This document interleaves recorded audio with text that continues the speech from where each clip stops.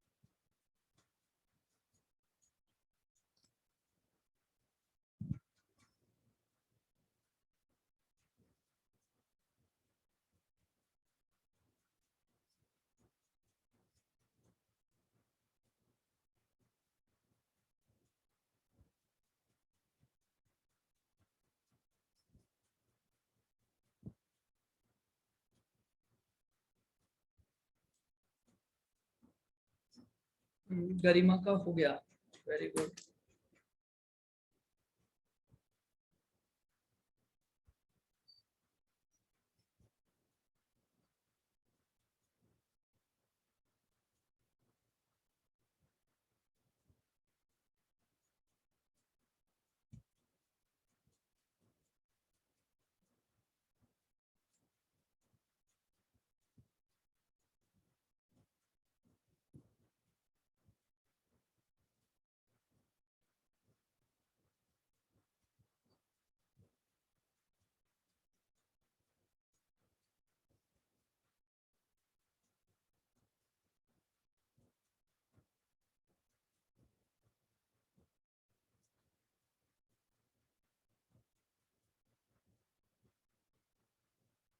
हो गया रिया?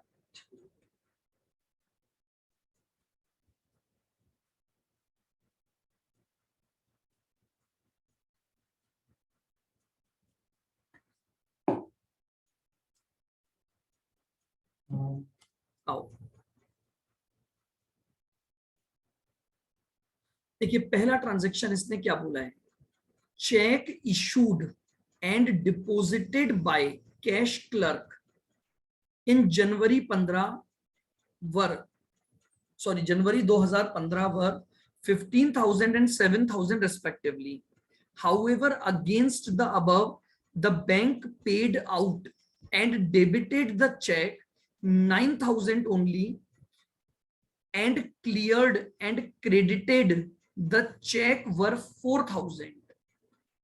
देखो, आपका चेक 1 जो था ना, वो तो आपको पेमेंट करना था 15 का, इशू किया है आपने, ये तो इशू है। और चेक 2 जो था आपका 7,000 का, वो डिपॉजिट्स है। अब क्या हुआ, जो चेक्स आपने इशू किए थे उसमें से बैंक ने अभी तक केवल 9,000 का पेमेंट किया है। बताइए, आपने जब चेक इशू किए होंगे तो अपनी कैश बुक को 15 से कम कर दिया होगा कि नहीं कर दिया होगा?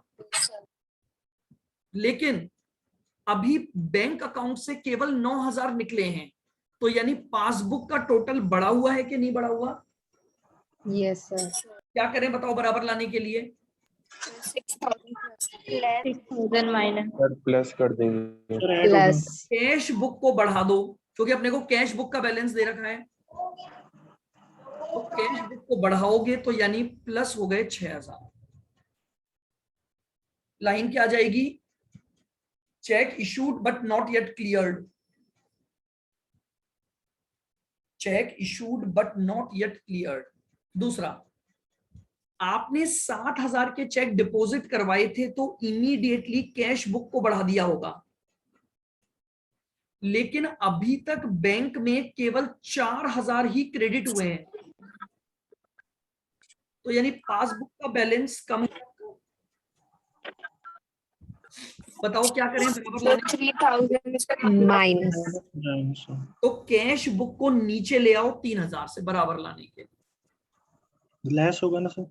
हाँ जी, लेस हो गया, माइनस। सर हाँ जी बोलो। फर्स्ट ईयर वापस बोलो, आवाज नहीं आई, डिस्टर्बेंस है। सर जैसे ये फर्स्ट वाला जो इसमें लाइक दो ट्रांजेक्शन आ रहे हैं तो सर हम उसका नेट करके भी लिख सकते हैं ना, अलग अलग, नहीं नहीं, नेट नहीं, अलग अलग करना है। हो सकते हैं ना पर्सन अलग के अलग अलग हो। आप एक्चुअली में उसने ट्रांजेक्शन को एक साथ दे दिया आपको, ठीक है। आपको जब आप बैंक रिकंसिलेशन बनाओगे तो सेपरेट करना है। सर नेट नहीं कर सकते? नहीं, नेट नहीं होता इसको, क्योंकि मे बी पॉसिबल ना चेक इशूड किसी और पर्सन का हो और चेक डिपॉजिटेड किसी और पर्सन का हो, तो इसलिए हम इनको नेट नहीं करते हैं, हम अलग अलग शो करेंगे, ठीक है। चलिए,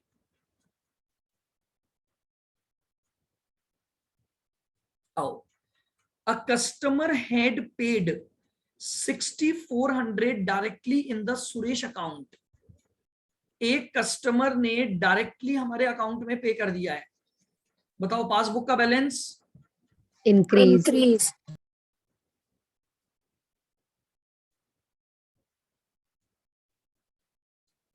बढ़ गया, लेकिन अभी तक कैश बुक में इसकी एंट्री नहीं हुई है, तो कैश बुक का नीचे है टोटल। क्या करें बराबर लाने के लिए? इंक्रीज। ऐड। इंक्रीज। ऐड कर दीजिए 6,400।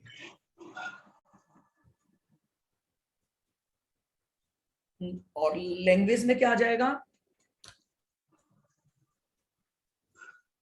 सर सेकंड वाले में हाँ, customer directly paid in a bank account, हाँ, but not recorded in cash book. Yes. Directly deposited by customer, directly deposited by customer in our bank account, but not recorded in cash book.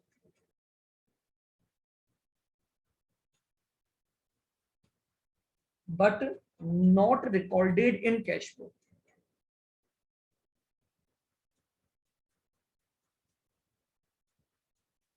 लीजिए आगे बढ़ते हैं। Bank ने commission charge किया 45 रुपए और एक बैंक ने इंटरेस्ट कलेक्ट किया है मेरे बिहाफ पर 1400। एक खर्चे का आइटम है, एक इनकम का है। वापस से ट्रांजैक्शन को देखो, बताइए अगर बैंक ने कमीशन चार्ज किया तो मेरी पासबुक का बैलेंस कम होगा, कम कैश बुक बढ़ी हुई है। बताओ क्या करूं? सर कम करेंगे कैश बुक कम करेंगे। माइनस के 45 हो गया।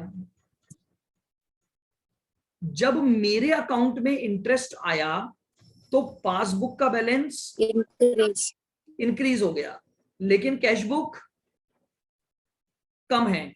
क्या करूं बराबर करने के लिए? इंक्रीज। कैश बुक को भी बढ़ा दो ताकि ये बराबर आ जाए। कितने से? लीजिए 1400 की एंट्री है। हाँ जी सर मैंने ये वाला ट्रांजैक्शन है ना, इसको डायरेक्ट किया है 1355 से बढ़ा दिया। ठीक है, वो तो अब आपने नेट ऑफ कर दिया, कोई दिक्कत नहीं। इस ट्रांजैक्शन को कर सकते हो आप। सर पता ही चलेगा कि नेट अपन किसका कर सकते हैं और किसका नहीं कर सकते। मैं तो किसी का ही नहीं कर रहा। आपको लगता है तो करो, नहीं तो जरूरत क्या है करने की। आप अलग अलग दिखाओ ना ट्रांजैक्शन को। भाई इस चीज से मार्क्स पे तो कोई इफेक्ट कभी पड़ ही नहीं सकता। मैं तो ये मान रहा हूं जितने भी ट्रांजैक्शन हुए सबको सेपरेटली डील करो ताकि कभी गलती ना हो कि नेटिंग करनी है नहीं करनी। ठीक है, वो ऑटोमेटिकली जब आप बैलेंस को एडलेस करोगे तो ये ऑटोमेटिकली नेट हो ही जाएगा। ओके आओ लास्ट सुनना, total cash withdrawal of 3,000 by the self and the bearer checks were recorded erroneously as 5,000 in cash book.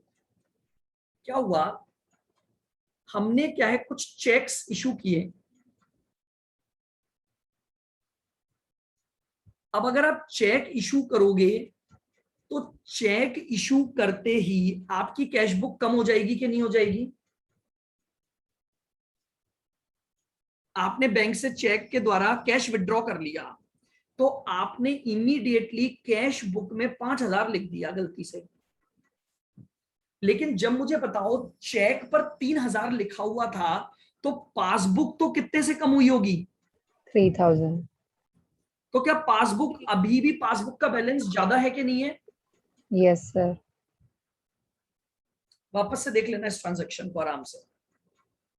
आपने क्या किया, कुछ पैसे विड्रॉ किए, तो पैसे विड्रॉ किए तो आपको 3,000 आपने विड्रॉ किए तो 3,000 से एंट्री करनी चाहिए थी, क्योंकि आपने अगर बैंक से 3,000 विड्रॉ किए तो पासबुक में तो 3,000 ही कम हुए होंगे, लेकिन जब आपने कैश बुक में इस ट्रांजैक्शन को लिखा तो आपने कैश बुक में 5,000 लिख दिए, तो इसका मतलब ये हुआ आपकी कैश बुक नीचे आ गई 2,000 से, जबकि पासबुक ऊपर है। बताओ क्या करूं? सर प्लस करेंगे 2,000 क्या करें? प्लस 2,000। प्लस कर देंगे 2,000। निकालिए आंसर कितना आया।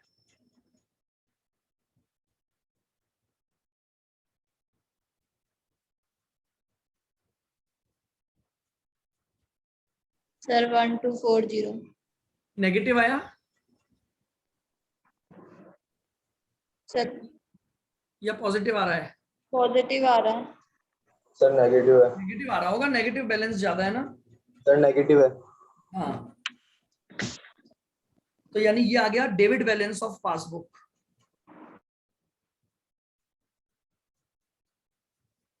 डेबिट बैलेंस ऑफ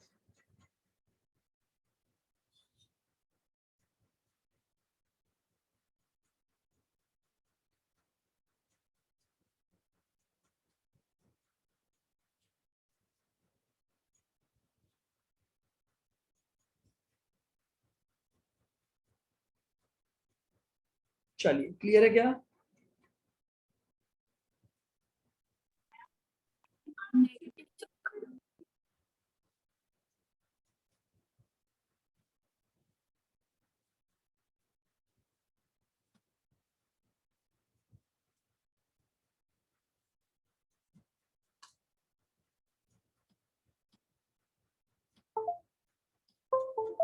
अब थर्ड करिए।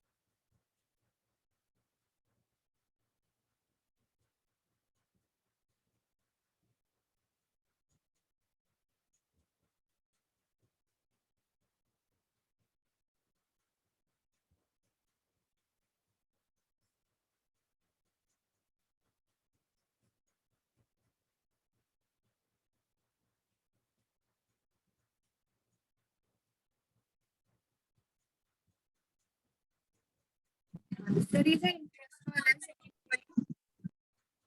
वापस बोलो। in point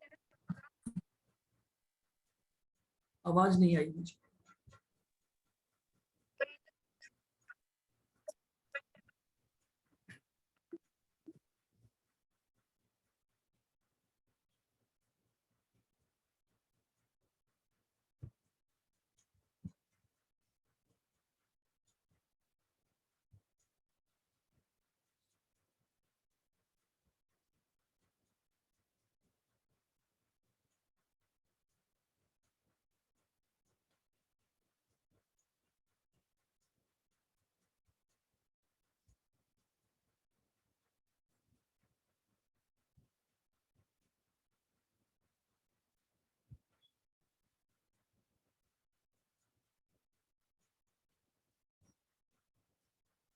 interest on overdraft जो हमें पे करना होगा, पॉइंट नंबर कौन सा है? हाँ, interest on overdraft for 6 month is entered in the passbook. बिल्कुल, देखिए अब बैंक ने ऑटोमेटिकली मेरे अकाउंट से डिडक्ट कर लिया होगा 160 ओवरड्राफ्ट का इंटरेस्ट।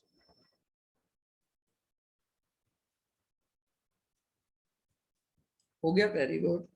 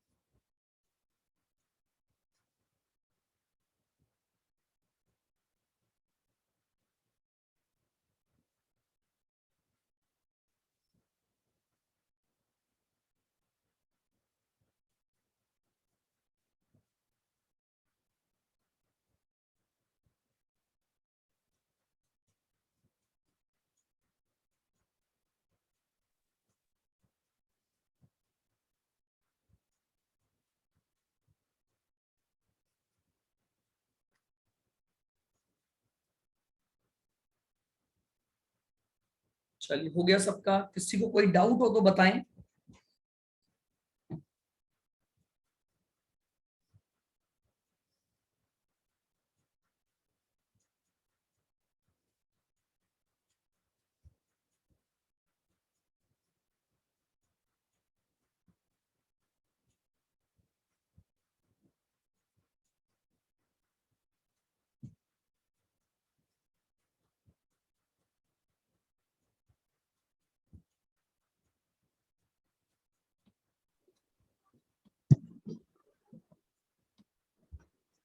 सर एक बार फिफ्थ वाला पॉइंट बता दीजिए। फिफ्थ वाला ना, जी सर। देखिए क्या बोल रहा है ये। एक मिनट, कहाँ गया?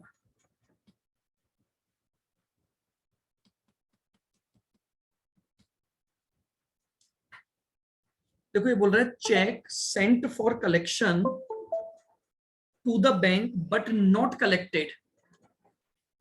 देखिए ये बोल रहा है हमने चेक भेजे बैंक में कलेक्शन के लिए, तो मैंने इमीडिएटली कैश बुक का बैलेंस बढ़ा दिया होगा, ये मानते हुए कि ये चेक मेरे अकाउंट में कलेक्ट हो जाएंगे, but yes sir.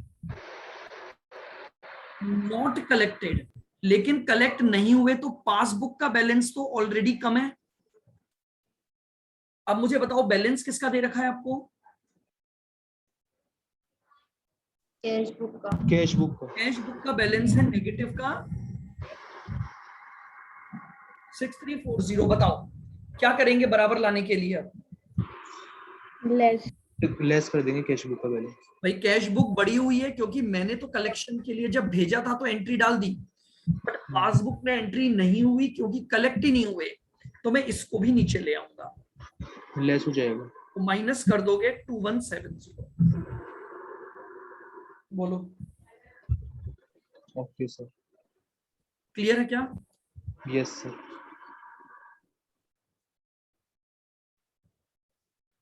Excuse me, sir. हाँ जी बोलो। Sir, ये second वाला question डिस्टर्बेंस बहुत आता है आवाज में पीछे से, बैक बोलो वापस। sir, जो second question है ना, नहीं आया रिद्धि मुझे सब।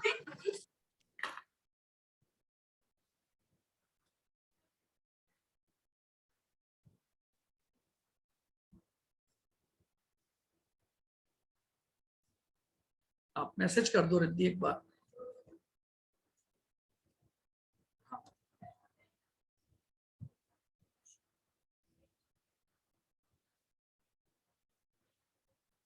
अपोजिट कैसे आ रहा है सेकंड में आपका मतलब?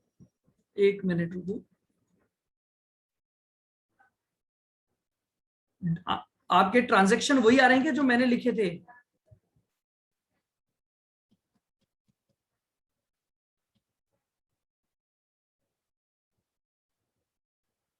तो फिर तो सही आना चाहिए ना, फिर तो आपने कुछ गलत कर दिया, या तो पॉजिटिव तो आ ही नहीं सकता ना, ऊपर नेगेटिव बैलेंस है देखो।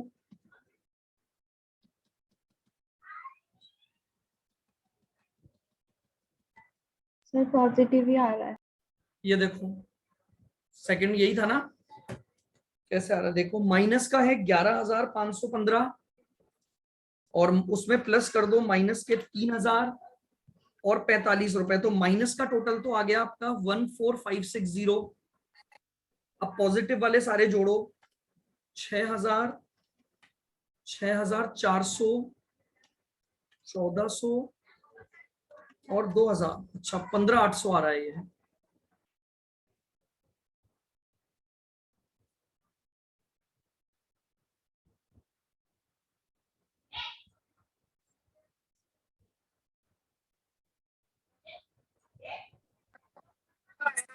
तो ये आ गया 15,800 माइनस 14,560।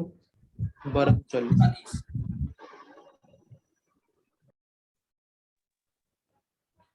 फिर तो ये तो आंसर अपोजिट हो गया मतलब।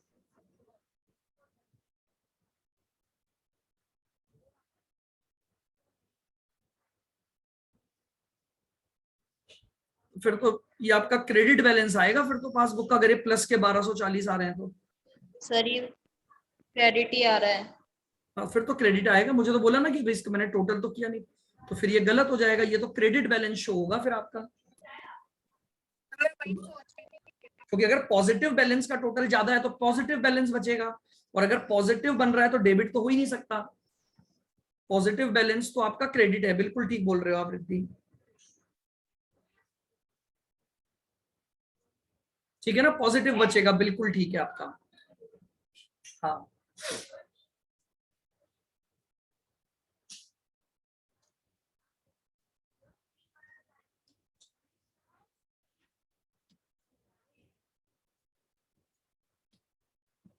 चलिएगा, तो ये आपके बैंक रिकंसिलेशन से रिलेटेड मैंने आपको क्वेश्चन करवाए।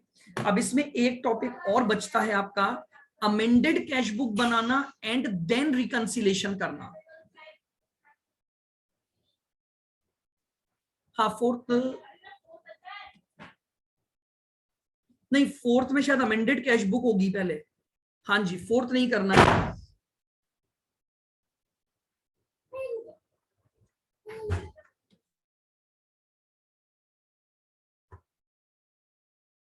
तो फोर्थ के लिए पहले आपको मुझे अमेंडेड कैश बुक समझानी है, तो वो नेक्स्ट क्लास में समझाऊंगा क्योंकि बड़ा टॉपिक है। फिर हमारा ये चैप्टर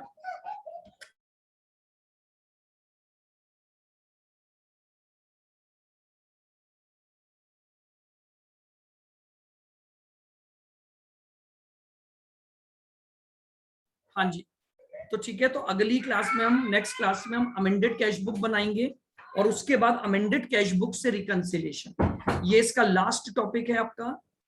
देन आपका ये टॉपिक बैंक रिकंसिलेशन कवर हो जाएगा। फिर इसके हमें कुछ ऑब्जेक्टिव करने हैं जिनमें आपको स्पीडली आंसर्स निकालने होंगे बस। ठीक है, तो नेक्स्ट क्लास में हम कॉन्सेप्ट वाइज इस चैप्टर को कंप्लीट कर देंगे।